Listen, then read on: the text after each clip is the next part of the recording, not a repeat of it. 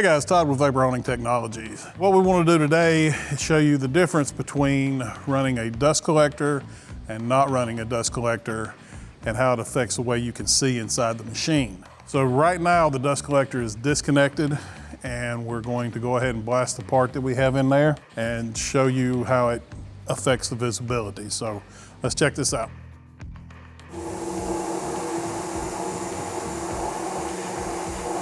Now at this point, I've lost the part. I can't even see what I'm blasting. Let's see what that actually does here.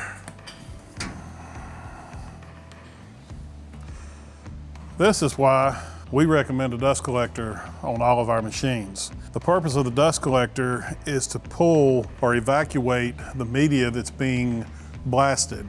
As your media is blasted, it actually starts to separate, creating dust. Plus the rust that we're taking off of that part is filling up the entire air inside the machine. The way we do this is with a dust collector that has a very high CFM rate of a vacuum, basically, that pulls the air out of this cabinet. It also pulls out all of your media, dust that's up in the air. The CFM on this, which is cubic feet per minute, is how you determine how much it's actually drawing out of the machine. So let's hook up the dust collector and see if that makes a difference for us.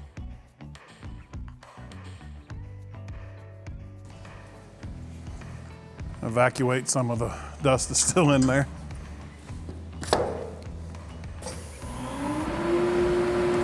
So our dust collector is actually on now and running, and let's see what kind of a difference that makes for us. All right, I'm actually able to lay the part all the way down on the bottom and still be able to see what I'm blasting. The dust collector is not something you have to have on a machine. It is something that we highly recommend with all of our dry blast cabinets. It just improves that visibility for you.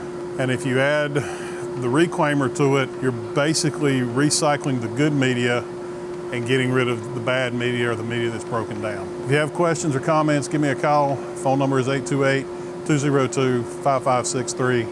Thanks for watching.